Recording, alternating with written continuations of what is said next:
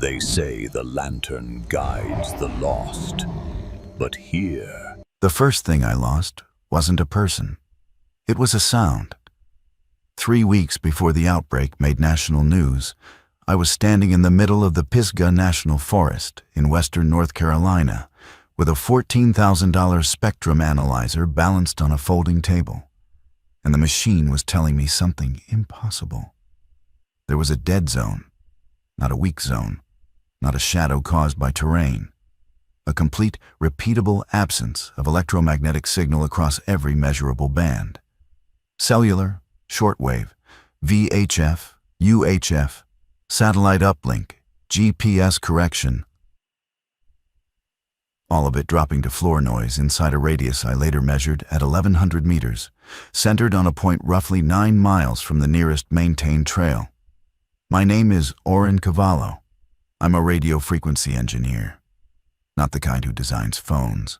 The kind the FCC contracts when a licensed broadcaster claims interference from an unknown source and 6 months of paperwork hasn't resolved it. I find signals that aren't supposed to exist. I've done this for 11 years. In all that time, I had never found the opposite. A place where signals went to die. I should explain how I got there. WKBC, a small AM station out of Burnsville, had filed a complaint about persistent dropout in their western coverage lobe. Ground conductivity models said the signal should carry. Terrain analysis said the same. I was 3 days into a field survey, driving Forest Service roads with a mobile rig, when I noticed my GPS unit lose fix at the same coordinate twice. I pulled over, I set up the analyzer, and I watched every band on the screen flatten to nothing. I called my contact at the regional FCC office, a woman named Dale Rivas, who had assigned the case. No answer, not because of the dead zone. I'd driven 2 miles east to make the call. She just didn't pick up. I left a message describing the anomaly, said I'd investigate further, and went back in. That was October 9th. The date matters because on October 11th, the CDC issued its first formal advisory about the clusters in Chattanooga. And by October 14th, the word quarantine appeared in a presidential address for the first time. I didn't hear any of it. I was in the dead zone with a tent, a handheld receiver, and a growing obsession with why this place existed. On the morning of October 12th, I found the bunker. It wasn't buried exactly. It was built into the base of a granite ridge at the bottom of a hollow so steep that the canopy overhead blocked direct sky in every direction. The entrance was a steel door set into poured concrete, painted the color of wet bark. No signage, no lock. The hasp was rusted open. I pulled the door and smelled cold mineral air, the kind that comes from deep rock and standing water. The interior was a corridor, 7 feet wide, angled downward at maybe 12 degrees. Poured concrete walls, ceiling-mounted conduit with dead fluorescent tubes, and a floor that had been swept recently enough to show broom marks in the dust. Someone maintained this place. 60 feet in, the corridor opened into a chamber roughly 30 by 40 feet. Metal shelving along 3 walls. A diesel generator on a raised platform, fuel cans beside it. 2 steel cots with rolled mattresses. A water bladder system plumbed into the rock wall with a hand pump. I didn't know what it was. Government? Private? Some prepper's masterwork? The construction quality said institutional. The concrete was professionally formed. The conduit was code grade. And the ventilation shaft I found in the ceiling used the same 12-inch galvanized ducting I'd seen in Cold War-era continuity of government facilities during a consulting job in 2019. What I did know was this. My spectrum analyzer, which I'd carried inside, still read dead zero on every band. Whatever was killing signal outside was even more absolute down here. I was standing in the most electromagnetically silent place I had ever measured. I set my gear down. I pumped the water handle and tasted clean limestone filtrate. I sat on a cot and pulled out my notebook and started sketching the RF profile of the surrounding terrain. I didn't know yet that the silence was the point, that it would be the only thing between me and what was coming. I just thought I'd found a good puzzle. I spent 2 days mapping the dead zone's boundary. From the bunker entrance, I hiked radial lines in 8 compass directions, carrying a handheld receiver tuned to WKBC's frequency and a GPS unit. The signal behavior was not gradual. At a consistent radius, between 530 and 570 meters from a central point, I estimated was 40 feet below the bunker floor. Every electromagnetic signal resumed within a 6-step walk. Inside the line, nothing. Outside, full spectrum. The transition was a wall. This was not natural terrain shielding. Mountains block signals by absorption and reflection, and they do it unevenly. This was omnidirectional, uniform, and total. Something under that ridge was generating a suppression field, and it was doing so passively. I detected no emission source, no carrier wave, no oscillation, just absence. On the evening of October 13th, I drove out to the Forest Service road to charge my vehicle battery and check messages. I had 14. The first 3 were from Dale Rivas, each more clipped than the last. Call back immediately. Field survey suspended pending regional directive. All FCC contractors recalled to home offices. The next 4 were from my ex-wife, Simone, who I hadn't spoken to in 8 months. Her voice was the one that stopped me, not the words, which were practical. She was in Asheville. She wanted to know if I was safe. She said, "Something bad is happening," without specifying what. It was the register. Simone doesn't panic. She modulates. She spent 22 years as an ER charge nurse, and her voice in a crisis flattens into a calm so steady it sounds almost bored. On that voicemail, her voice was high and thin, and she forgot to say goodbye before hanging up. I called her back. She answered on the first ring. "Where are you?" "Pisgah, working." "Get out. Drive west. Don't stop in any town with a hospital." I asked her what she meant. She told me. Not everything. The information was fragmented, contradicted by official sources, shaped by what she'd seen in her own ER that morning. But the core was enough. People were attacking other people. The attacks were spreading.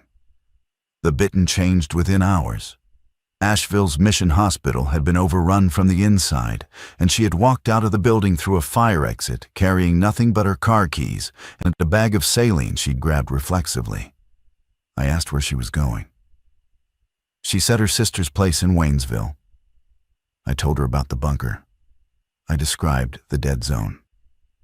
She went quiet for almost 30 seconds. "You're saying nothing electronic works there?" "Nothing transmits, nothing receives. It's like the place doesn't exist on the spectrum." "Can people live in it?" "It has water, shelter, a generator. No food beyond what I brought. But it's built to sustain occupancy." "I'm coming to you," she said. "Give me a waypoint." I gave her the Forest Service road number and a description of the pull-off where I'd parked. I told her I'd marked the trail in. She told me to give her 18 hours. I sat in the truck for a while after she hung up. The radio was playing an emergency broadcast loop on 3 different AM stations. The same flat voice repeating shelter-in-place directives and describing symptoms I didn't want to think about. I turned it off and looked at the tree line. The sky was overcast, and the forest was the kind of dark that only happens in October in the southern Appalachians, when the canopy is half stripped and the remaining leaves filter the light into something gray and fibrous. I drove to the nearest gas station, 13 miles east, in a town called Russman.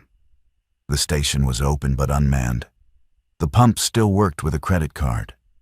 I filled the truck, filled 2 5-gallon jerry cans, and loaded the truck bed with every canned good water jug and battery pack the attached convenience store had left.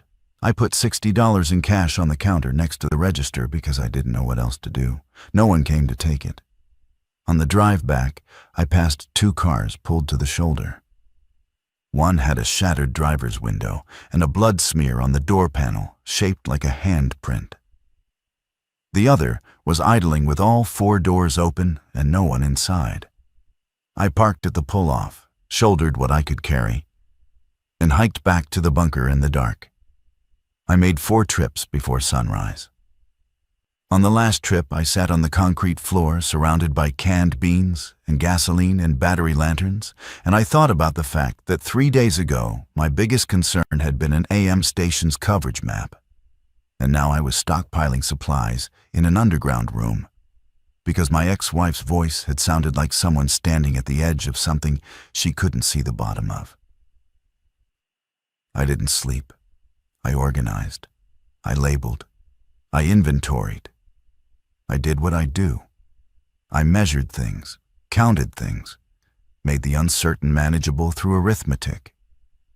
And when I ran out of things to count, I sat in the silence that the dead zone imposed and listened to the loudest nothing I'd ever heard. Simone arrived 19 hours later, not 18. She came with a man I didn't know. I heard the truck first. A diesel engine grinding up the Forest Service road at walking speed. I'd hiked out to the pull-off to wait, carrying a tire iron because I didn't own a gun and hadn't found one in the convenience store. The truck was a white Ford F250 with a vet clinic logo on the door and mud caked to the wheel wells. Simone was in the passenger seat. The driver was a tall, narrow-faced man in his 50s, with wire-rimmed glasses and dried blood on the left side of his neck. His name was Martin Caulfield. He was a retired pharmacist who had been living in a cabin outside Brevard. Simone had found him, or he had found her, on Route 276 when his sedan stalled and she'd pulled over. The blood on his neck was not his. He told me a woman had lunged at him through his car window at a stoplight in Brevard. She'd bitten into the headrest when he jerked sideways. The blood was hers. She'd torn her own lip on the fabric. I watched his eyes when he told the story. They were focused, and his pupils were even. His hands were steady. No fever sheen on his skin. He'd been exposed to saliva, but not bitten. I didn't know yet whether that mattered. Simone, with her clinical instincts already in triage mode, had apparently assessed the same factors and made the decision to bring him. "He's a pharmacist," she said, as if that were the entire argument. "Retired," Martin corrected. "The knowledge doesn't retire," she said. I didn't argue. The 3 of us carried supplies down the trail in 2 loads. When Martin crossed the dead zone boundary and his phone lost signal, he'd been checking it compulsively every few minutes. He stopped walking and looked at me. "That's real," he said. "That's the point," I said. Inside the bunker, I gave them the tour. It took 4 minutes.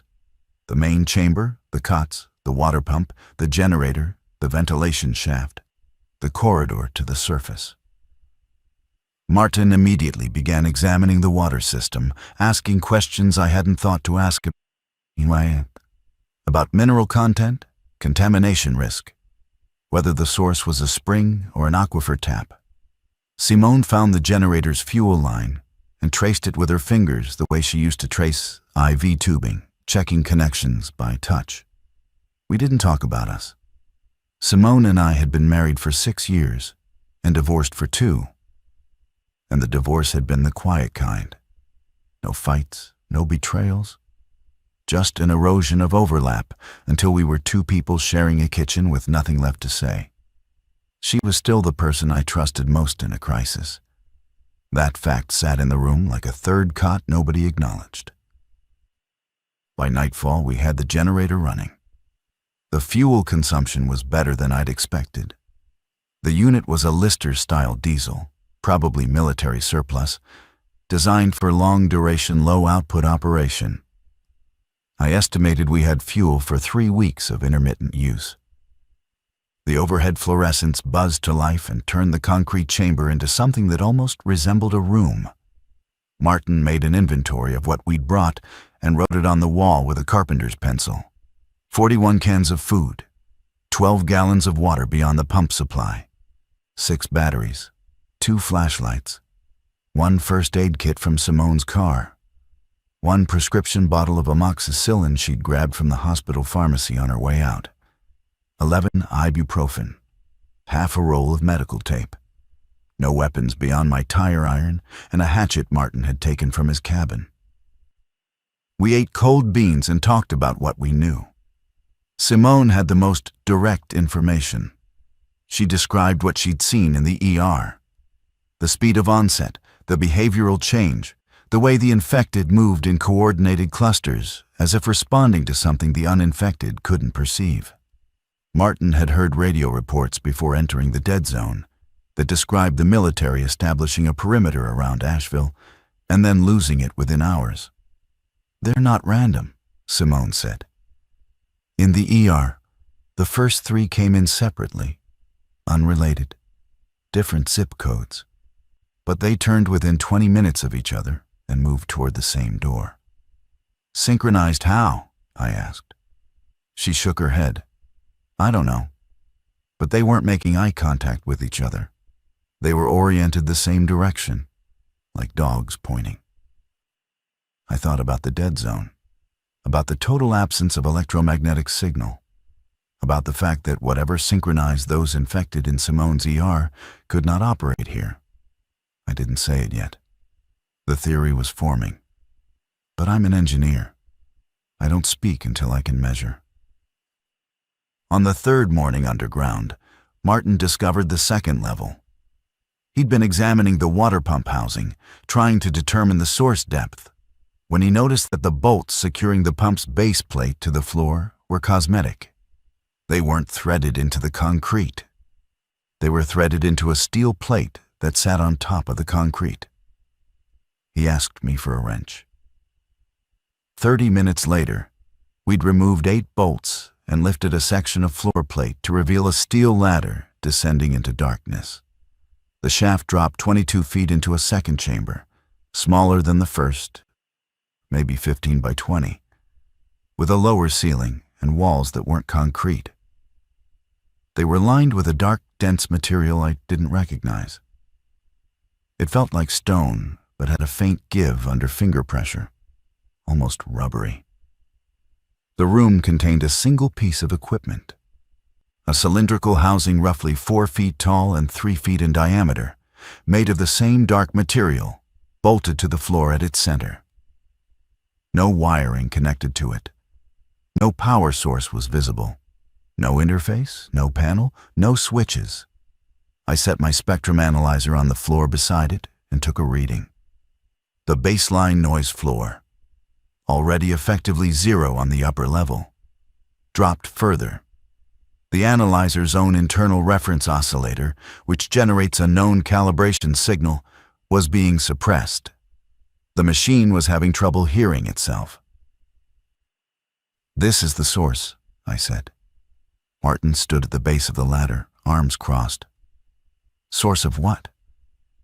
"The dead zone. Whatever this thing is, it's generating the suppression field. It's not plugged into anything." "I know." Simone had stayed upstairs. She'd developed a routine already. Checking the entrance corridor every 2 hours, managing the food rotation, monitoring our water consumption with marks on the wall. When I climbed back up and described what we'd found, she listened with her arms folded and her head tilted at the angle she uses when she's deciding whether information is clinically relevant. "Does it matter what it is?" she asked. "It matters because it's the reason this place is safe." "Then leave it alone." This was the first disagreement, though it barely qualified as one. I wanted to understand the device. Simone wanted to benefit from it without risking it. Both positions were rational. I deferred, but I went back down twice more that day to take measurements I told myself were passive and harmless. The device had no seams I could find. The dark material was continuous, as if the cylinder had been cast in a single pour or grown rather than assembled. It was warm to the touch, not hot, not body temperature, but distinctly above the ambient rock temperature of 54 degrees. I estimated it at 70, maybe 72. It was generating heat without any detectable energy conversion process. No vibration, no sound, no emission. On the fourth day, a woman walked into the dead zone. I was outside, refilling water jugs from a creek that ran along the east side of the hollow, when I heard footsteps on the slope above me. Clumsy footsteps, sliding on wet leaves. I grabbed the hatchet and pressed against a tree trunk and waited. She came down the slope sideways, one hand gripping saplings for balance. Mid-30s, dark hair matted with sweat, wearing a fleece jacket torn at the shoulder. She was carrying a child, a boy, maybe 3 years old, asleep or unconscious against her chest, wrapped in a blanket that had been a curtain. She saw me and stopped. Her eyes went to the hatchet. "Please," she said. One word, no volume behind it. Her name was Noor Hassani. The boy was her son, Sammy. She'd been driving from Greenville, South Carolina, toward family in Knoxville when the interstate became impassable. She'd abandoned her car south of Brevard and walked into the forest because the infected on the highway were clustered around the vehicles, and she'd noticed correctly, it turned out, that they thinned in areas without roads or structures. She'd been walking for 2 days. She had no food. The boy hadn't spoken since they left the car. I brought her to the bunker. Simone took the boy from her arms with the practiced efficiency of someone who has handled 1,000 emergency room arrivals and immediately began checking his hydration, his pupils, his temperature. Martin heated water on the generator's exhaust manifold and made a broth from bouillon cubes he'd found in the convenience store hall. Noor sat on the concrete floor and didn't speak for an hour. When she did, it wasn't about what had happened to her. It was a question. Why is it so quiet here? I told her about the dead zone. She nodded slowly, processing it through whatever framework exhaustion and terror had left intact. "They stopped following me," she said. "About half a mile back. They just stopped. Like they hit a wall they could feel, but I couldn't." That was the first external confirmation. The suppression field didn't just block human technology. It blocked whatever the infected used to coordinate, to navigate, to find the living. We were invisible here. Not hidden, not camouflaged. Invisible in a way that the enemy's perceptual architecture couldn't penetrate. 5 people in a space designed for 2 created problems that arithmetic couldn't fully anticipate. The food inventory Martin had written on the wall, now divided differently. 41 cans across 3 adults for 3 weeks was manageable.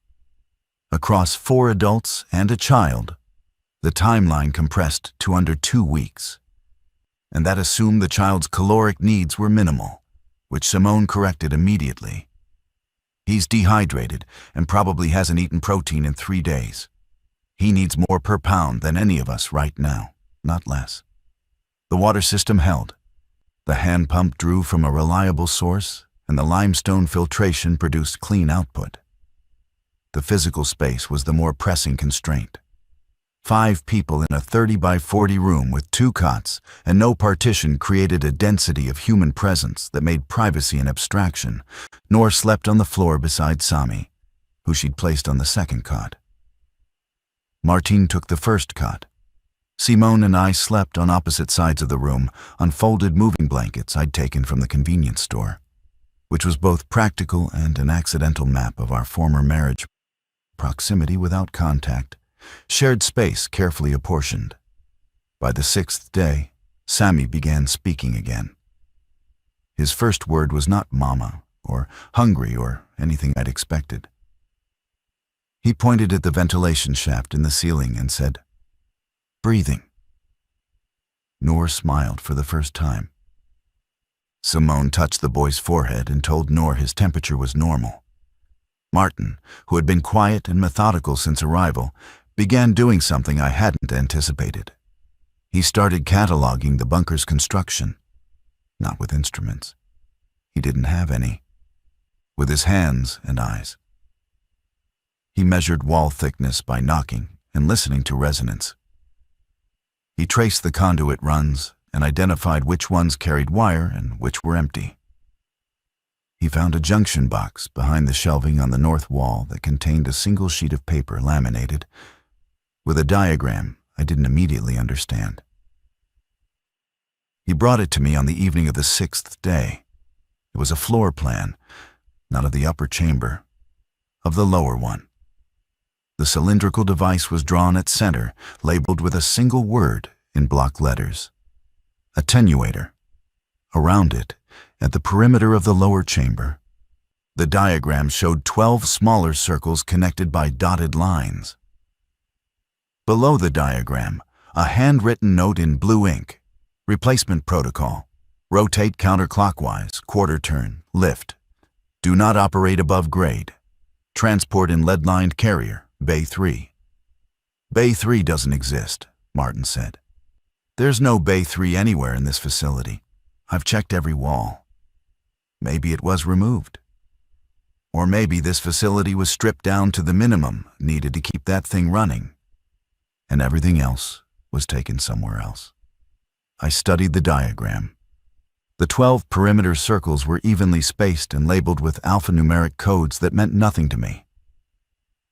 But the word attenuator resonated. An attenuator reduces signal strength.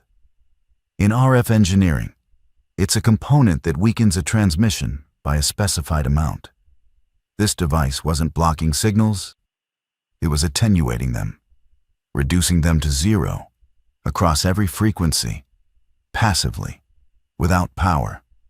That was impossible with any technology I knew.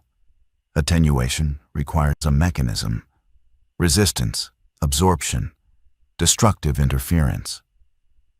This device operated without input energy, without wiring, without apparent physical process. Whatever it wasn't conventional engineering.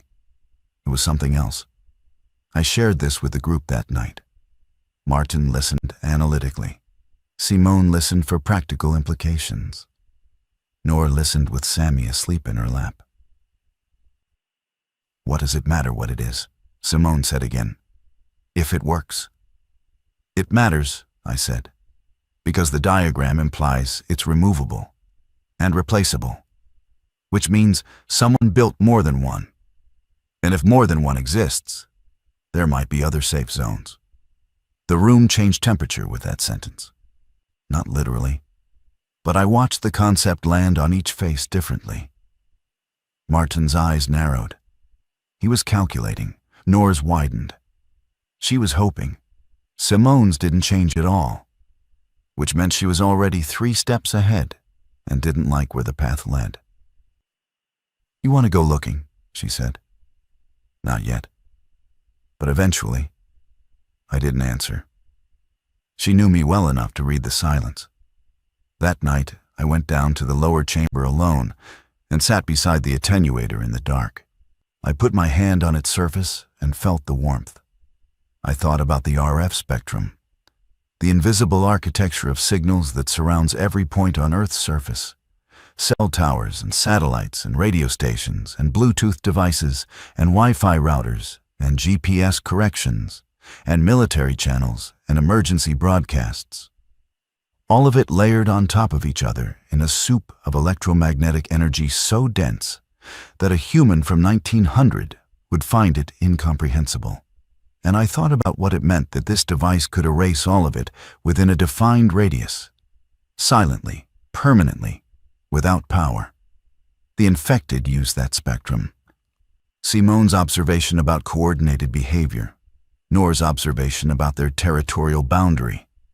It pointed toward a signal-dependent organism, something that navigated, coordinated, and hunted through the same electromagnetic architecture that carried our phone calls and our GPS routes. The attenuator didn't just protect us from detection. It severed the infected from whatever network made them functional. Inside this radius, they weren't hunters. They were disconnected nodes, blind, deaf, alone. I sat with that thought until the cold drove me back upstairs. On day 8, I went to the boundary. I told Simone I was refilling water jugs. She gave me the look that meant she knew I was lying, but was choosing not to fight about it. I carried the hatchet and a handheld receiver and walked northeast along the bearing where the dead zone boundary was closest to a terrain feature I could observe from a rock outcrop above the hollow that gave a sight line down into the valley toward Route 276. At the boundary, my receiver crackled to life. Static, then fragments of an emergency broadcast loop. I kept the volume low and listened. The content had changed since the last time I'd heard it. No more shelter-in-place instructions. The new loop was a series of GPS coordinates followed by the words active reception point and a time window. The nearest coordinate was in Waynesville, where Simone's sister lived. I noted the coordinate and the time window and kept walking to the outcrop. From there, I could see a 3-mile stretch of valley floor through the stripped autumn trees. What I saw reorganized my understanding. The road below was not empty and not full. It was patterned. Vehicles sat at irregular intervals, doors open, some overturned. Among and between them, figures moved. From this distance, roughly 800 meters, I couldn't see faces, I could see gait. And the gait was wrong. Not stumbling, not running. Walking with a uniformity that looked mechanical, like a simulation of human movement that had been assembled from observation rather than experience.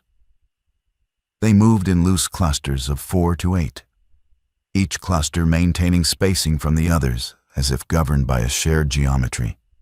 As I watched, one cluster stopped. All 5 figures in it turned their heads in the same direction, southeast, toward a tree line on the far side of the road. They held the orientation for maybe 10 seconds. Then they moved toward it, not running, maintaining formation. From the tree line, a sound reached me that I processed before I understood it. A human scream, truncated. I lowered the receiver and backed away from the outcrop. My hands were steady. My throat was not. On the way back to the bunker, I stopped at the boundary line and looked behind me. The forest was empty. The silence of the dead zone settled over me like a change in pressure. And I realized I had already begun to think of it as home. Not the bunker, not the concrete and cots, but the silence itself, the absence of signal, the erasure of the medium through which the threat operated. I found Simone in the upper chamber, changing Sami's dressing. He'd scraped his knee on the ladder. She worked with the economical movements of someone who has dressed 10,000 wounds and no longer distinguishes between important and unimportant ones. Waynesville is an active reception point, I said. Her hands didn't stop. Says who? Emergency broadcast, GPS coordinate and time window. When? Rotating windows. Next one is tomorrow at 1400. She finished the dressing and looked at me. How far? 38 miles by road, maybe 25 cross-country. Through what? I didn't answer. She'd seen the same reports I had. She knew what was between here and there.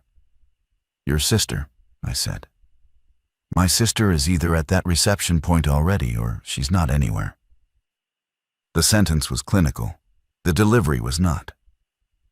Her voice cracked on anywhere, and she turned back to Sammy's knee and applied a second layer of tape that the wound didn't need. Martin came down the corridor from outside, where he'd been checking the entrance camouflage branches and leaf litter he'd arranged over the steel door. He read the room immediately. What happened? I told him about the reception point. I told him about what I'd seen from the outcrop. He listened with his hands in his jacket pockets, nodding at intervals that corresponded to information rather than agreement. The coordinate pattern, he said. Is it just Waynesville? No. It listed 6 points across western North Carolina. Waynesville was closest. Government or military? Didn't specify. Just active reception point and a window. He looked at Simone.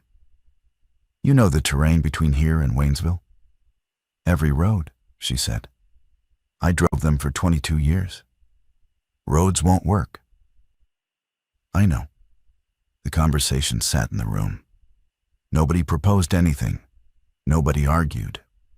We were 5 people in a hole in the ground with enough food for 9 more days, and the first external evidence of organized human response had just arrived. And it was 38 miles away, through a valley I'd watched the infected patrol in formation. Noor, who had been sitting against the far wall with Sami sleeping beside her, spoke for the first time in the conversation. How many days of food do we have if nobody leaves? Martin checked his wall inventory. 9, maybe 10 if we cut portions. And water? Unlimited from the pump. Then we can live here for 10 days without food and longer with water. But we cannot live here without knowing whether the world outside is recovering or ending. She said it without drama, a statement of structural reality from a woman who had walked 2 days through infected territory with a 3-year-old on her chest. It carried more authority than anything the rest of us had said. I went out again the next morning alone. Not to the outcrop, to the boundary line on the western edge of the dead zone, which faced the ridge system that separated our hollow from the Waynesville Valley. I brought the spectrum analyzer, the handheld receiver, and a pair of binoculars Martin had found in the truck's glove box. The western boundary was different from the others. The terrain rose steeply here, and the dead zone's edge intersected the slope at an elevation roughly 200 feet above the bunker. Standing at the boundary, I could see farther than from any other point. The ridge dropped away to the west, and the view opened to a series of folded valleys running toward the Tennessee border. No movement, no vehicles, no smoke. The landscape looked untouched, as if the crisis existed only in populated areas, and the forest itself was immune to human catastrophe. I knew this was illusory. Noor's experience proved the infected moved through wild terrain, but the emptiness was seductive. It made the idea of walking toward Waynesville feel possible. I turned on the receiver. The emergency broadcast was cycling through the same coordinate list. I timed the loop, 4 minutes, 20 seconds. 6 coordinates, each with a repeating 12-hour window. Waynesville's window opened at 1400 and closed at 1600. The broadcast gave no information about what active reception meant, whether it was military, civilian, medical, or simply a collection point. Then something new. Between loops, a different voice cut in. Male, calm, reading from a script, but with the slight hesitations of someone who had read it many times and was losing precision to fatigue. To any surviving RF-capable personnel in the western North Carolina sector. The infected network operates on a frequency-hopping spread spectrum protocol in the 300 to 3000 megahertz band. Standard UHF. They are using our infrastructure. Repeat, they are using existing cellular and broadcast infrastructure to coordinate. If you can disrupt, attenuate, or destroy local transmission infrastructure, you will create temporary gaps in their coordination network. This is not a permanent solution. They adapt within 72 hours. But gaps create windows. Use them. The message repeated twice, then the standard loop resumed. I sat on a rock with the receiver in my lap and felt the information rearrange. Everything I thought I understood. The infected weren't generating their own signal. They were parasitizing human-built infrastructure. Cell towers, broadcast arrays, repeaters. The electromagnetic soup I'd thought about in the lower chamber wasn't just the medium they operated in. It was the medium we'd built for ourselves that they had colonized. And the attenuator, the device in the bunker's lower level, wasn't just blocking that parasitized signal. It was erasing the infrastructure itself from the local environment. No towers, no repeaters, no ambient RF meant no network for the infected to ride. The dead zone wasn't a defensive wall.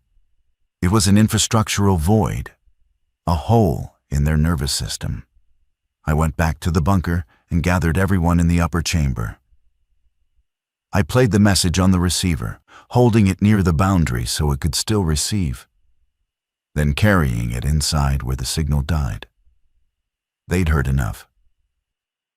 300 to 3,000 megahertz, Martin repeated. That's standard UHF. That's cell phones. That's television. That's everything, I said. Everything we built in the last 50 years is their highway. Simone was leaning against the wall with her arms crossed, processing. The message said disruption creates a 72-hour window before they adapt. What does that mean for us? It means if someone destroyed every cell tower between here and Waynesville, we'd have 3 days to move through that corridor before they rebuilt their coordination. Can we destroy cell towers? No, but we don't have to. We have something that does it without destruction. The attenuator erases signal in an 1,100-meter radius. If we could move it. You want to take it out of the ground, Simone said. The diagram says it's removable. Quarter turn counterclockwise, lift. The diagram also says transport in a lead-lined carrier from a bay that doesn't exist. I know. And if you move it, this place stops being safe. I know that too. The room was quiet. Sammy was playing with a bent spoon on the floor, making it walk across the concrete like a figure. Noor watched him with one hand on his back. How much does it weigh? Martin asked. I don't know. I haven't tried to move it. Then that's the first question. Before we debate philosophy, find out if it's even physically possible. Martin had a pharmacist's approach to problems. Verify the dosage before discussing the treatment plan. I appreciated it. I went downstairs and tried. The attenuator, when I gripped the top edge and applied counterclockwise rotation, moved. Smoothly, with almost no resistance, a quarter turn. Something clicked. A sound more felt than heard. I gripped the cylinder with both arms and lifted. It weighed about 60 pounds. Dense but manageable. I could carry it. One person could carry it. I set it back down and felt the warmth against my forearms. 60 pounds of impossible technology that could carve a corridor of safety through infected territory. A portable dead zone. A walking hole in their network. I climbed back up and reported the weight. Nobody spoke for a long time. The decision that was forming didn't need to be articulated. We all understood its shape before anyone said it aloud. Carrying the attenuator meant abandoning the bunker. Walking toward Waynesville meant crossing 25 miles of mountain terrain through an enemy whose network we'd be disrupting in real time, advertising our presence by the very gap we created. A moving dead spot in a signal landscape the infected could presumably feel. We'd be invisible inside the radius. But the radius would be visible. A migrating void. A signal wound. Noor was the one who said it. If we stay, we starve in 10 days. If we go, we might die sooner. But at least the direction has a destination. We spent 2 days preparing. Not because the preparation was complex, We had almost nothing to prepare with, but because the planning required a precision that our limited knowledge made difficult. I mapped the route on a topographic sheet I had been using for the FCC survey. The most direct line from the bunker to Waynesville crossed 2 major ridges, 3 creek drainages, and intersected Route 276 at one point and Route 215 at another. Road crossings were the highest risk. Infrastructure was densest along roads, which meant the infected network was strongest there. The attenuator's radius would cover the crossing itself. But the approach and departure would be vulnerable if the void's movement was detectable. Martin raised the question none of us wanted to address. If the attenuator creates a moving hole in their signal, and they can perceive that hole, then we're not invisible. We're a visible absence. They won't detect us inside the radius, but they'll detect the radius. Possibly, I said. Not possibly. Certainly. If their coordination depends on continuous signal coverage, a moving gap is an anomaly. They'll converge on the anomaly even if they can't perceive what's inside it. He was right. The physics supported it. A moving dead zone would appear to the infected network the way a moving shadow appears to a motion detector, not as an object, but as a disruption in the field. They'd come to investigate the disruption. They'd surround the radius. And if the radius held, we'd be walking inside a bubble surrounded by infected we couldn't see because the trees were too dense for visual range. Then we need to know the lag time, Simone said. What do you mean? How long between the attenuator arriving at a point and the infected responding? If the message said 72 hours for permanent disruption, maybe the response to a transient disruption is slower. Maybe they treat a brief gap differently than a sustained one. This was smart. The emergency broadcast had specified adaptation to disruption within 72 hours, but that implied sustained disruption, a destroyed tower staying destroyed. A moving suppression field would create a transient anomaly, appearing and disappearing at any given point, within minutes. Would the network respond to a flash gap the same way it responded to a permanent one? We had no way to test this except by doing it. And doing it meant committing. Walking out with the attenuator and 60 pounds of food and water split across 4 adults and a child into terrain I'd mapped on paper but never walked, toward a reception point that might not exist when we arrived. On the morning of departure, day 10 in the bunker, I went through the lower chamber one last time. I unscrewed the attenuator from its mount and lifted it. The warmth settled against my chest. I'd fashioned a carrying harness from the moving blankets and paracord Martin had found in the truck's emergency kit. The cylinder rode against my sternum, heavy but balanced. When I climbed out of the lower chamber, Simone was waiting. She had Noor's pack adjusted and Sammy's blanket wrap reinforced with strips of fleece. Martin had the food divided into 4 parcels, the heaviest on his own back. The moment we walk out, I said, this place stops being safe. It stopped being safe when the food ran out, Noor said. We walked up the corridor, and I pulled the steel door shut behind us for the last time. The October air was sharp and smelled of dying leaves and cold granite. Above the canopy, the sky was that particular mountain blue that only happens when the humidity drops below 30% and the atmosphere becomes a lens. We moved in single file. I led, carrying the attenuator, Simone behind me, Noor with Sammy on her hip, Martin in the rear. The terrain climbed immediately. The route's first ridge was a 1,500-foot gain over 2 miles. We moved slowly.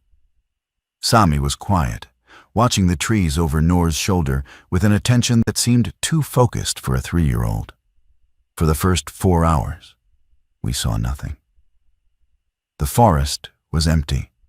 The dead zone moved with us. I could feel it as a quality of air, a change in pressure. though I knew that was psychosomatic. What wasn't psychosomatic was the receiver I carried in my jacket pocket. Every time I turned it on inside the radius, silence. Every time I extended my arm beyond the radius and turned it on, the emergency broadcast, still cycling, still listing coordinates. The world outside our bubble was still signaling, still trying. We reached the first ridge at midday and paused to rest. From the ridge line, looking west, I could see the terrain we'd crossed that afternoon. A long descent into a drainage, then another climb. And in the drainage, along the creek line, I could see them. Not many, a dozen, maybe 15. Standing in the creek bed, not moving, not hunting, just standing, oriented in various directions like machines waiting for input. From this distance, they looked almost human, if you didn't notice the uniformity of their posture, the unnatural stillness, the way their heads were all tilted at the same slight angle, like antennas tuned to the same frequency. We were 800 meters away and 1,100 meters up, well within the attenuator's radius. They couldn't perceive us, but we'd have to pass within 300 meters of them on the descent. Simone looked at me. I looked at Martin. Martin looked at the infected in the creek bed and then at his watch. If we wait until dark, we won't be able to see the terrain. If we go now, we pass them in daylight and find out in real time whether the radius holds. Martin nodded once. Then we find out. The descent took 90 minutes. We moved through rhododendron thickets so dense that the branches formed a tunnel overhead, blocking the sky. The footing was root-laced and slick with decomposing leaves. I kept the attenuator pressed against my chest with one arm and used the other for balance, my hand finding tree trunks and rock faces by feel when the understory closed in. At 400 meters from the creek bed, I stopped. Through a gap in the vegetation, I could see 3 of the infected clearly. 2 men and a woman standing in knee-deep water, facing downstream. Their clothes were intact. One man wore a flannel shirt, the woman a rain jacket. Their skin was pale but not decayed. They looked like hikers who had stopped to admire the creek and forgotten to move. Sammy made a small sound. Not a word, just a breath with a vowel in it. Nor pressed her hand over his mouth gently, and then he went silent. I watched the 3 figures. No reaction, no head turn, no shift in posture. The attenuator's radius encompassed them. They were inside the dead zone now, and whatever signal had been keeping them upright and oriented was gone. We moved closer. 300 meters, 200. I could see their faces now. The woman's eyes were open and fixed on a point in the water. The man in flannel had a scratch across his cheek that had bled and dried. Neither blinked. Their chests rose and fell. They were breathing. But the rhythm was too slow, too even. Not human breathing, machine breathing. An autonomic function running on minimum power with no executive process directing it. We passed them at 150 meters. I could have thrown a stone and hit the nearest one. Sammy watched them from Noor's shoulder with the same focused attention he'd given the trees. He didn't make a sound. Nothing happened. We climbed the far side of the drainage and regained the ridge system. And I didn't breathe fully until we'd put 400 meters of elevation between us and the creek bed. Martin, at the rear, gave a hand signal. Clear. And we paused on a flat section of trail that might have been a game path. Simone sat on a rock and pressed her palms against her thighs. She wasn't winded. She was managing adrenaline, the way she'd done in the ER, letting the physiological response cycle through without acting on it. They were off, she said. The signal can't reach them inside the radius. No, I mean they were off. Those weren't people who couldn't find us. Those were machines that had been unplugged. The breathing was residual, autonomic. There was nobody home. It was a clinical observation that carried more horror than any description of violence could. The infected weren't mindless. They weren't enraged. They were unmanned, empty vehicles running on idle. The network was the driver, and without it, the body simply stood and breathed and waited for reconnection. We made another 6 miles before the light began to fail. The terrain was easier on this side of the second ridge. More open forest, wider spacing between trees, a carpet of brown needles that muffled our footsteps.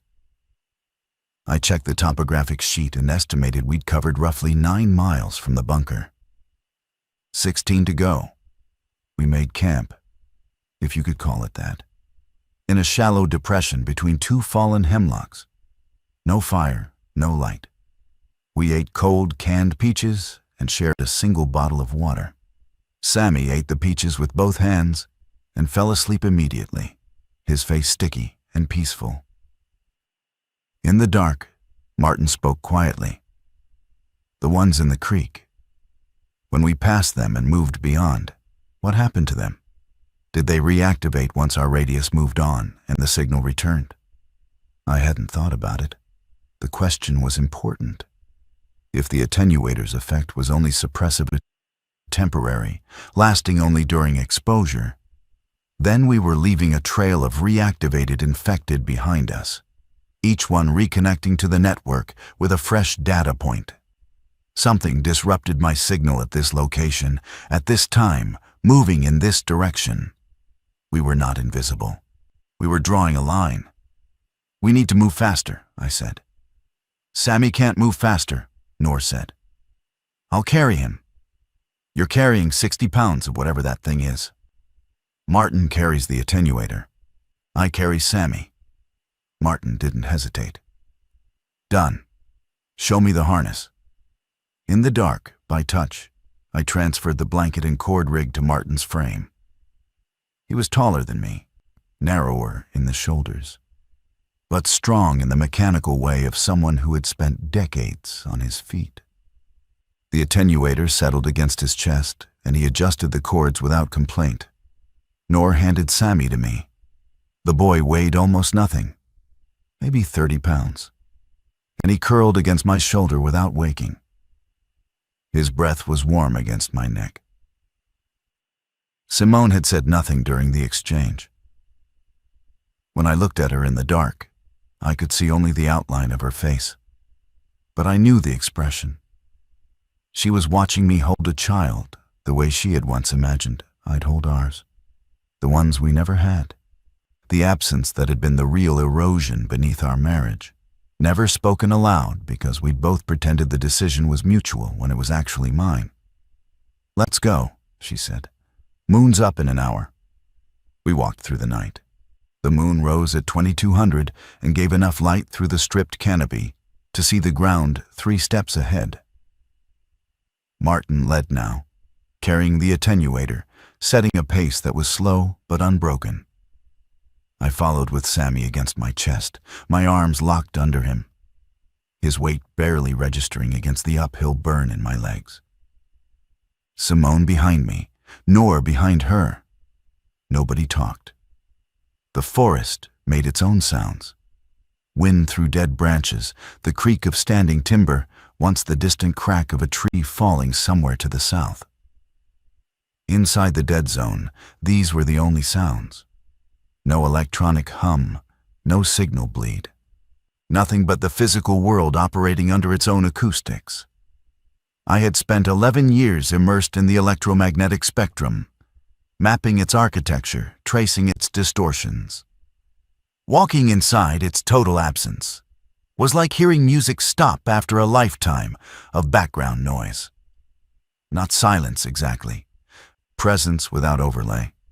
The raw substrate of a world that existed before we threaded it with signals. At midnight, we hit the Route 215 crossing. Martin stopped at the tree line, and we gathered behind him. The road was a 2-lane blacktop, running northeast to southwest through a gap in the ridge. In the moonlight, it looked almost normal. Asphalt, center line, guardrails at the curves. 2 vehicles sat 50 meters apart, both dark, both with doors closed. No movement. The infrastructure along roads is the densest, I whispered to Martin. Cell towers follow highway corridors. If they're going to detect the dead zone anywhere, it's here. We cross fast or we cross smart. Fast. Straight across, don't stop. He went first. The attenuator made him walk slightly forward-leaning, compensating for the center of gravity. He crossed the shoulder, the asphalt, the opposite shoulder in maybe 20 seconds. Simone followed. I went next with Sami, who stirred against my chest but didn't wake. Noor came last. On the far side, the forest resumed immediately, a steep bank dropping into rhododendron. We pushed through and climbed. Behind us, the road sat empty under the moon. But something had changed. I couldn't identify it immediately. It was a feeling, the kind of peripheral awareness that operates below conscious processing. Something about the quality of the silence behind us was different from the silence ahead. I stopped and turned. Martin felt me stop and turn too. What? Listen. We listened. The wind had died. The forest was motionless.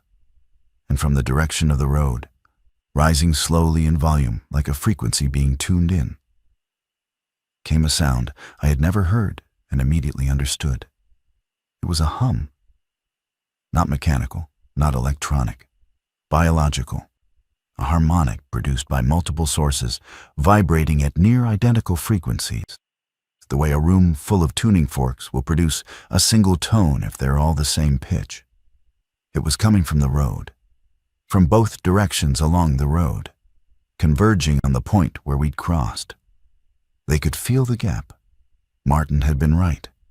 The moving dead zone was a wound in their signal landscape, and they were responding to it. Not to us. To the absence we carried. Move, I said. We moved, not running. The terrain wouldn't allow it. But at the fastest pace, the slope and vegetation permitted. The hum behind us didn't follow. It remained at the road, centered on the crossing point. They were investigating the anomaly's last known location, not tracking its trajectory. The attenuator had passed through the road corridor's signal-dense zone and left a mark. And they were converging on the mark the way antibodies converge on a wound site. This gave us information. They could detect the gap, but they couldn't track its direction in real time. Their response was reactive and location fixed. If we kept moving, if we didn't linger in any signal-dense area, we could stay ahead of the response. How many road crossings left? Simone asked, reading my calculation before I made it. One more. Route 276 south of Bethel, then open terrain into Waynesville. When? Dawn, maybe earlier. We climbed. The ridge above Route 215 was the steepest terrain on the route, almost vertical in places, requiring hand-over-hand scrambling through root networks and rock outcrops. I shifted Sami to my back, where he clung with surprising grip strength, his small fingers locked into my jacket collar. The moon tracked west and the shadows deepened. At the ridgeline, we rested. 5 minutes. Martin set the attenuator down and flexed his shoulders. Noor drank water and passed the bottle. Sami, awake now, sat in Noor's lap and looked at the stars, with his head tilted at the same angle I'd seen the infected tilt theirs. Not the same gesture, I told myself. A child's curiosity, not an antenna's orientation. 16 miles done, I said. 9 to go. How's the window? Martin asked. I checked my watch. Reception point opens at 1400. It's 01:30. We have 12.5 hours. Doable. If the terrain cooperates. The terrain did not cooperate. The western descent from the ridge dropped into a drainage choked with deadfall from a recent ice storm. Trees lay across the slope like jackstraws, some still attached to their root balls, creating a maze of obstacles that had to be climbed over, crawled under, or detoured around. Our pace dropped to less than a mile per hour. Sammy began to cry. Quietly, the way children cry when they've learned that volume produces no response. A hopeless, effortful sound that carried no expectation of comfort. Nor held him and whispered in Arabic, words I didn't understand but whose register was universal.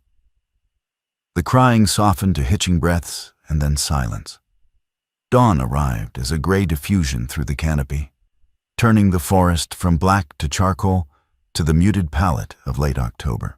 We had covered another 4 miles in the dark, descending into a broad valley that my map told me was the Pigeon River corridor.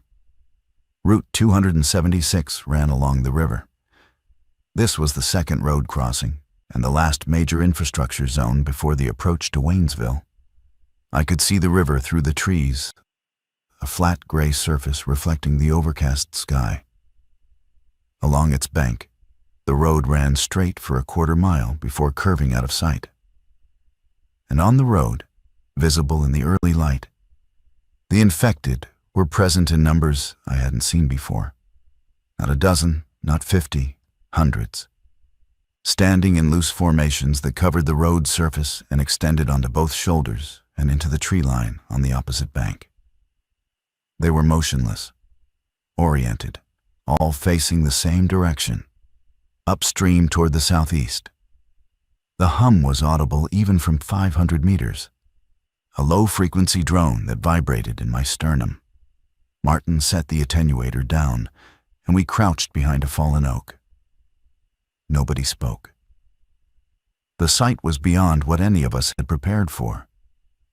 This wasn't a patrol or a cluster. This was a formation, a deployment.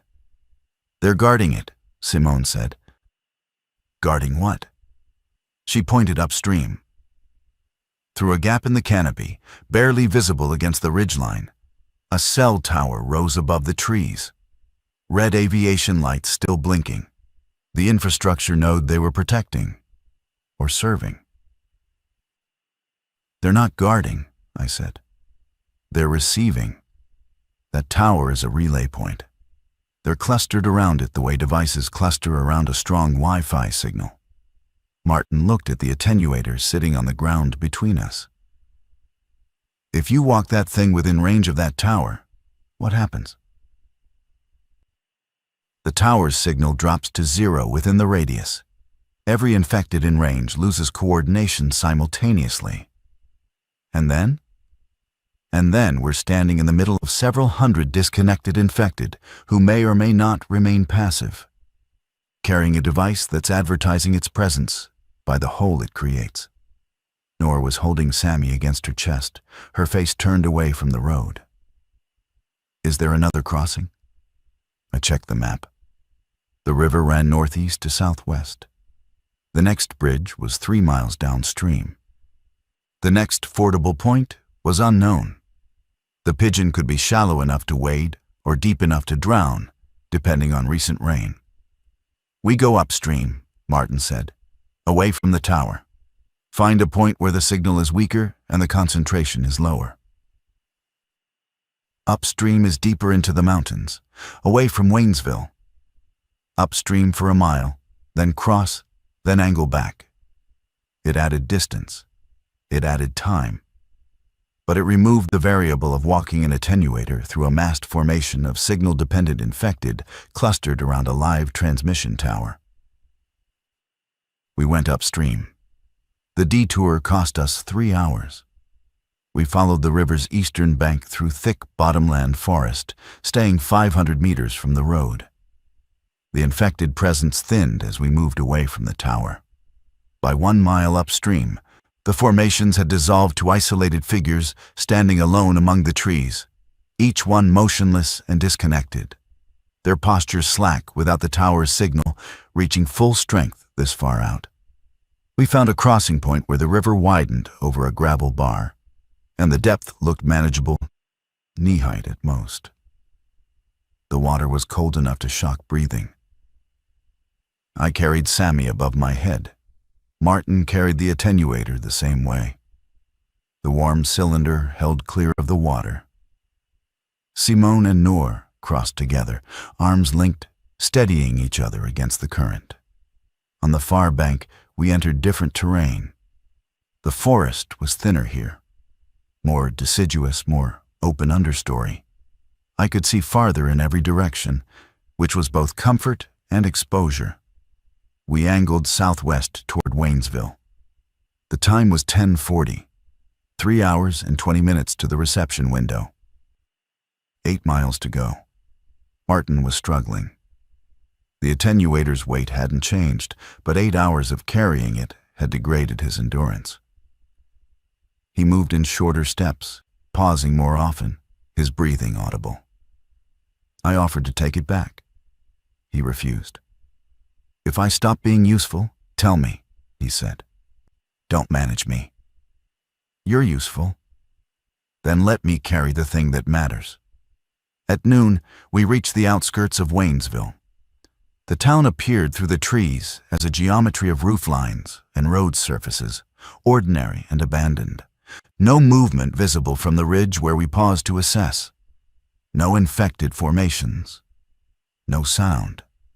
The GPS coordinate from the broadcast corresponded to the Waynesville Recreation Center on South Main Street, 2 miles from our position, downhill through residential streets, infrastructure everywhere, power lines, cable junctions, router-equipped buildings, the densest signal environment we'd entered since leaving the bunker. "This is where it matters most," I said, touching the attenuator on Martin's chest. "Stay close. Stay inside the radius. Don't stop." Simone took my hand. Not romantically, functionally. The way you take someone's hand when you're about to step off a ledge and you want to make sure the ground exists on the other side. "Together," she said. We entered Waynesville from the northeast, descending through a residential neighborhood of frame houses and autumn gardens gone to seed. The streets were empty. Cars sat in driveways with morning frost still on their windshields. Not the frost of one cold night, but the accumulated rime of 2 weeks without engine heat. Every house was dark. Some had doors open. Most didn't. The attenuator's radius covered us like an invisible perimeter. I carried the hatchet in one hand and kept my other hand on Martin's shoulder, maintaining contact, feeling his pace. Noor walked in the center of our formation with Sami on her hip. Simone covered the rear, walking backward in short intervals, scanning the street behind us. For 6 blocks, nothing happened. On the 7th block, I saw an infected man standing on a front porch 20 meters ahead. He was inside the radius, had been inside it for perhaps 30 seconds as we'd approached. His posture was the same slack disconnection I'd seen in the creek bed group and the riverside isolates. Standing, breathing, unoccupied. He wore a bathrobe and one slipper, and there was a coffee mug on the porch railing beside him, placed there 2 weeks ago by a hand that still remembered what morning routines were. We walked past him. His eyes didn't track us. His head didn't turn. Inside the dead zone, he was furniture. 3 blocks further, then 5. The recreation center appeared at the end of South Main, a long, flat-roofed building with a parking lot and a flagpole. The flag was still up, faded and wind-frayed. In the parking lot, 2 military vehicles, a Humvee and a 5-ton truck, sat with their engines off. A sandbag emplacement flanked the building's main entrance, and behind the sandbags, 2 figures in uniform stood watching the street. They watched us approach. Their rifles came up, not aimed at us, but held in ready position. One of them, a woman with sergeant's stripes, stepped forward. Stop there. How many? 5. 4 adults, 1 child, no bites, no exposure. How did you get here? The corridor between Highway 215 and this point has been rated impassable for 6 days. We walked. She looked at our group, at Martin, bent under the attenuator's weight, at Noor holding Sammy, at Simone, who was still watching the street behind us with the focus of someone who hadn't yet accepted that safety was possible. "What are you carrying?" the sergeant asked, nodding at the cylinder on Martin's chest. I explained. She listened with the expression of someone who has heard enough impossible things in 2 weeks to have developed a generous threshold for plausibility. "You're saying that device suppresses all electromagnetic signal in an 1,100-meter radius, and the infected can't function without signal?" "That's what I'm saying." She stared at the attenuator for a long moment. Then she reached for her radio, stopped, looked at me. "Will that thing kill my comms?" "Everything within the radius. But if I move it away from your position, your comms will resume." "Then move it to the edge of the parking lot and set it down. I need to make a call." Martin and I carried the attenuator to the far corner of the lot, roughly 60 meters from the sandbag position. I watched the sergeant key her radio and speak in low tones. The conversation lasted 4 minutes. She looked at us twice during it. When she walked over to us, her demeanor had changed. Not warmer, more focused. "My CO wants to talk to you. There's a forward operating base in Knoxville. We can transport you there tonight." "All 5 of us?" "All 5. And that." She pointed at the attenuator. "That especially." Noor made a sound I didn't immediately identify. It was a laugh. Small, involuntary, almost a cough. The sound of someone who had been carrying a 3-year-old through the end of the world and was being told she could sit down. Simone put her hand on Noor's shoulder. Sammy reached for the sergeant's rifle strap with the unthinking curiosity of a child who doesn't yet understand what weapons are. The sergeant moved the strap gently out of his reach and almost smiled. Martin lowered himself to the parking lot asphalt beside the attenuator and sat with his back against it, the warmth of the cylinder spreading through his jacket. He closed his eyes. "Thank you," he said. To no one specifically. To the concrete in the sky and the device that had carried us here by erasing the world around it. The truck ride to Knoxville took 7 hours through mountain roads that had been cleared by military engineers. Not of infected, but of abandoned vehicles pushed to the shoulders by armored plows. We rode in the back of the 5-ton canvas sides down, 2 soldiers flanking us. Sami slept in Noor's arms.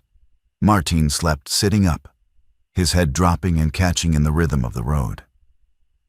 The attenuator sat between us in the truck bed, strapped to a pallet, still warm. Simone and I sat across from each other. The truck's suspension translated every pothole into a jolt that made conversation difficult, which was fine. We didn't need to talk. We needed to not talk in each other's presence, which is a different kind of intimacy. The kind that survives divorce, apparently. The kind that doesn't require resolution or reconciliation, just proximity and a shared understanding of what has been endured. At one point, she leaned across the gap and said, "You would have stayed." "What?" "In the bunker, if the food hadn't run out. If it had been just you. You would have stayed in the dead zone forever, studying that thing." I didn't deny it. She was right. The attenuator was the most important discovery of my professional life, possibly of anyone's professional life. And my first instinct had been to measure it, not to use it. It was Noor's structural clarity and Martin's practical directness and Simone's clinical read of the situation that had converted my discovery into action. Left alone, I would have sat in that underground chamber with my spectrum analyzer and my notebooks and my beautiful puzzle until the canned beans ran out. And then I would have starved beside the warm cylinder I was too fascinated to leave. The forward operating base in Knoxville occupied the grounds of a university campus. The structures were intact, powered by generators, surrounded by a perimeter of Jersey barriers and concertina wire. Inside, several hundred people moved through the buildings and grounds. Military personnel, civilians, medical staff. The organized murmur of collective function. Not normal life. Not anything close. But infrastructure in operation, which after 2 weeks in the forest felt like visiting a civilization from another era. They took the attenuator to a laboratory that had been set up in a physics building. 3 people in white coats and 2 in uniform were waiting for it. I was asked to stay while they examined it. Simone, Noor, Martin, and Sami were taken to a processing center for medical screening and housing assignment. The lead scientist was a woman named Dr. Amara Chen, who introduced herself as a former DARPA program manager specializing in directed energy systems. She listened to my account of the dead zone, the bunker, the attenuator's properties, and the transit through infected territory with an attention so focused it felt physical. "You carried it 25 miles, she said. Martin carried most of it. Through active infected presence. They went passive inside the radius, every time. She nodded. We've theorized this. The infected's coordination network operates on parasitized civilian infrastructure. We've confirmed that independently. What we haven't been able to do is suppress the network at the source without destroying the infrastructure itself, which we need for our own communications. The attenuator doesn't destroy. It suppresses, and it's selective. It covers a defined radius and nothing beyond. How many of these exist? I don't know. The bunker diagram implied a manufacturing or deployment program, multiple units. But I only found one. She looked at the attenuator sitting on the lab bench, dark and warm and seamless. If we can understand how it works, we can build more. If we can build more, we can create safe corridors, entire regions. If you can understand how it works. She almost smiled. That's what I have you for. I spent the next 3 days in that laboratory, running every test my training and their equipment could support. The attenuator resisted analysis the way deep water resists light, not by reflecting it, but by absorbing it into a depth that returned nothing. We could measure its effects. We could map its radius. We could confirm its attenuation profile across every band we tested. But the mechanism remained opaque. The material was unidentifiable.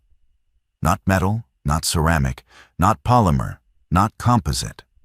It absorbed X-rays without producing a readable image. It returned no spectral signature under mass spectrometry. It was warm and dense and effective and impenetrable. Dr. Chen's team was not discouraged. They had something they hadn't had before. Proof of concept. A device that worked. Every engineering breakthrough in history had started with a phenomenon someone could demonstrate but not explain. Explanation would come. Replication would follow. But the proof, the physical, holdable, carry it 25 miles proof, that was what I'd brought down from the mountain.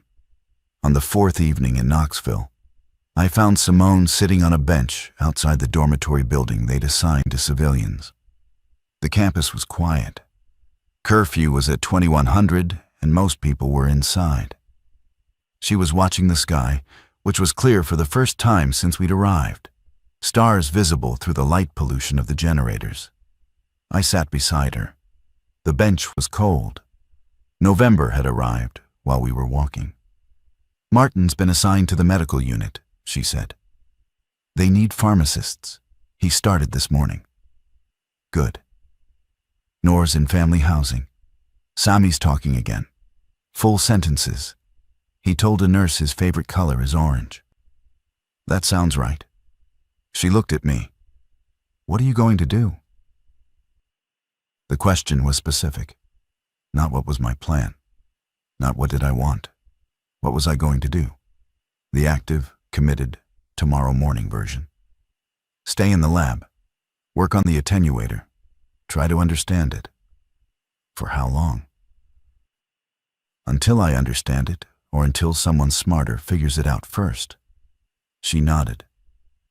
The distance between us on the bench was the same distance that had existed in our kitchen for the last year of our marriage. Close enough to touch, calibrated precisely not to. But the quality of the distance had changed. It was no longer the gap left by something receding. It was the space between two people who had walked through something together and arrived on the other side, still separate, but no longer estranged. I'm going to work in their triage center, she said. They're overwhelmed. 3 nurses for 400 people. You'll fix that. I'll try. We sat. The generators hummed. Somewhere on the campus perimeter, a sentry shifted and a boot scraped gravel. The world outside the wire was still hostile, still networked, still hunting. But inside this improvised settlement, people were solving problems. Imperfectly, urgently, with incomplete tools and insufficient knowledge. The way people always have. I thought about the bunker, about the corridor angled into the granite, the hand-pumped water, the broom marks in the dust. Someone had built that place and put the attenuator there, and whether it was a government program or something stranger, they had imagined a scenario in which the silence it created would matter. They'd been right, not in the way they probably intended. I doubted the protocol had included carry it on foot through zombie territory, but right in the essential sense. The tool had found its use. The preparation had met its moment. And I thought about the walk. 25 miles through the dead zone we carried with us, a bubble of silence moving through a world that had been colonized by its own signals. The irony wasn't lost on me. An RF engineer, a man who had spent his career inside the electromagnetic spectrum, saved by its total absence.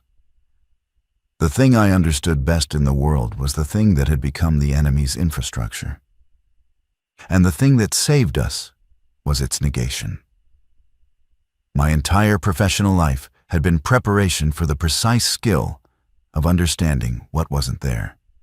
Simone stood. Good night, Oren. Good night. She walked toward the dormitory. At the door, she turned. The bunker wasn't the discovery. You know that. What was? That you carried it out. That you didn't stay. She went inside. I sat on the bench and looked at the stars and thought about a warm cylinder in a laboratory 3 buildings away, humming its quiet negation into the machines that surrounded it, erasing their signals, insisting on silence, holding its secret with the patience of something that had been waiting much longer than any of us had been alive. The attenuator is still in the laboratory. 5 months later, we understand it no better than the day I pulled it from the floor. Dr. Chen's team has mapped its field geometry to extraordinary precision. The radius varies by less than 2 meters across any axis, a uniformity that implies engineering tolerances beyond our current capability. They've built shielded rooms around it. They've subjected it to every imaging and analytical technique available to 21st century science. It remains opaque, warm, functional, patient. What it has given us is doctrine. Military operations in the southeastern sector now use controlled infrastructure shutdowns, localized power kills, to create temporary coordination gaps in the infected network. The 72-hour adaptation window holds. It is enough to move people, to evacuate, to consolidate. Martin dispenses medication in the base clinic and has memorized every resident's allergies. Nor teaches English language classes in the community center. Sami drew me a picture of a cylinder with lines radiating from it and the word quiet written in orange crayon. Simone and I eat dinner together on Thursdays. We do not discuss the future. We do not discuss the past. We discuss the walk. The distance we covered, the silence we carried, the way it felt to move through a broken world inside a pocket of nothing and arrive somewhere that still had people trying. That is enough. For now, that is enough.